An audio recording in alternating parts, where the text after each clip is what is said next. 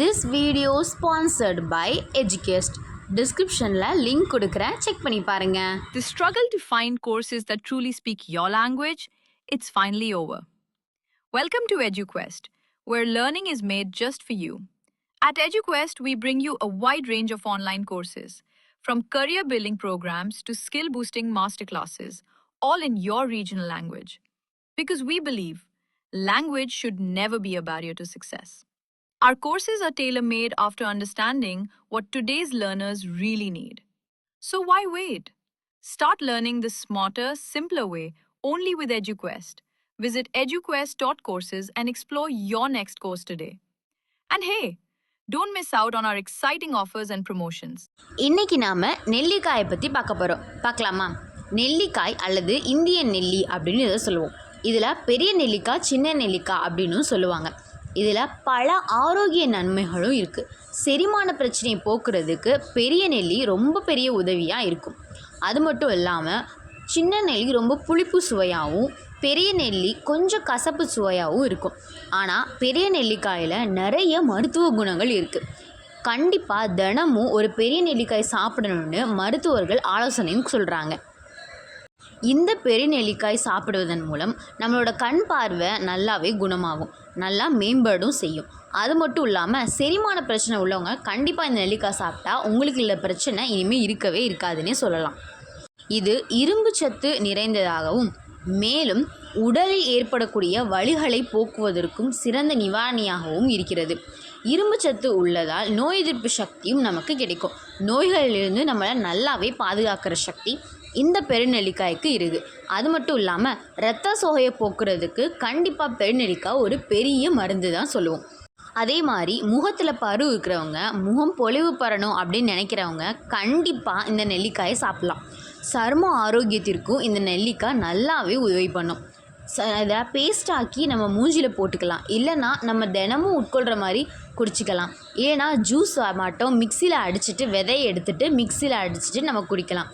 அதுவும் நம்ம சருமத்தை நல்லாவே பாதுகாக்கும். நெல்லிக்காயில் விட்டமின் சி இருக்குது. அதுதான் நம்ம உடம்புல நோய் எதிர்ப்பு சக்தியை அதிகரித்து நோய் வர்றதை தடுக்குது. அப்படியே நோய் வந்தாலும் அதை எதிர்க்கக்கூடிய சக்தியும் நமக்கு கொடுக்குது. நெல்லிக்காய் சாப்பிட்டா செரிமான மண்டலம் சீராக இயங்கும். அதனால நமக்கு செரிமான பிரச்சனை கண்டிப்பாக வரவே வராது. மலச்சிக்கல் போன்ற பிரச்சனையிலிருந்தும் நல்ல தீர்வாக இருக்கும் இந்த நெல்லிக்காய் சாப்பிட்றது.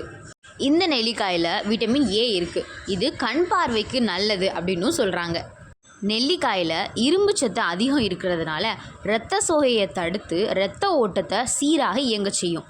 அந்த வகையில் நெல்லிக்காய்க்கு பெரும் பங்கே இருக்குது. நம்ம சருமம் அழகாக இருக்கணும்னு நினைக்கிறவங்களும் சரி, முடி எனக்கு கொட்டுது நீளமாக வளரணும்னு நினைக்கிறவங்களும் சரி, கண்டிப்பாக இந்த வகையான நெல்லிக்காயை சாப்பிட்டே ஆகணும். தினமும் 1 அல்லது 2 சாப்பிட்டா முடி தன்னை போல் வளரும். அது மட்டும் இல்லாமல் சருமமும் நல்லா பொலிவை தரும். நெல்லிக்காய் இதய ஆரோக்கியத்திற்கு நல்லது. அது மட்டும் இல்லாமல் இதய கொழுப்பை கரைக்கிறதுக்கும் இது நல்லாவே உதவுது. அது மட்டும் இல்லாமல் இரத்த அழுத்தம், இரத்த கொழுப்பு இது ரெண்டையுமே கட்டுப்பாட்டிலையும் வச்சுருக்கும் இந்த பெரிய நெல்லிக்காய். தினமும் ஒரு நெல்லிக்காய் எடுத்துக்கணும்.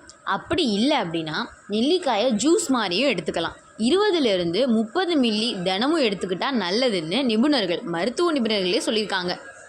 அது மட்டும் இல்லாமல் வயிற்று புண்ணால் அவதிப்படுறவங்க, வயிறு சம்மந்தமான பிரச்சனை உள்ளவங்க, செரிமான பிரச்சனை, வயிறு கோளாறு அந்த மாதிரி எந்த பிரச்சனையாக இருந்தாலும் இந்த நெல்லிக்காய் சாப்பிட்டா சீக்கிரமே குணமாகிறதுக்காக வாய்ப்பு அதிகம்.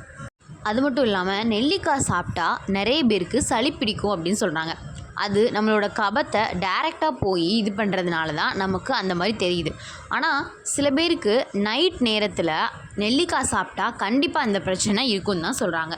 முடிஞ்ச வரைக்கும் வெயில் காலத்தில் பகலில் சாப்பிட்றது நல்லது. சின்ன பிள்ளைங்களை நெல்லிக்காய் சாப்பிட வைக்கிறது ரொம்பவே கஷ்டம். அதுக்கு ஒரு ஐடியா இருக்குது. நெல்லிக்காயை 2ஆக கட் பண்ணி வாட்டர் பாட்டிலுக்குள்ளே போடுங்க. அதுலேயே தண்ணியும் ஊற்றுங்க. ஒரு மணி நேரம் ஊறினதுக்கப்புறம் அதையே அவங்களுக்கு குடிக்க சொல்லுங்கள். ஈஸியாக அதோட சத்து தன்னை போல் கிடச்சிடும் அவங்க உடம்புக்கு.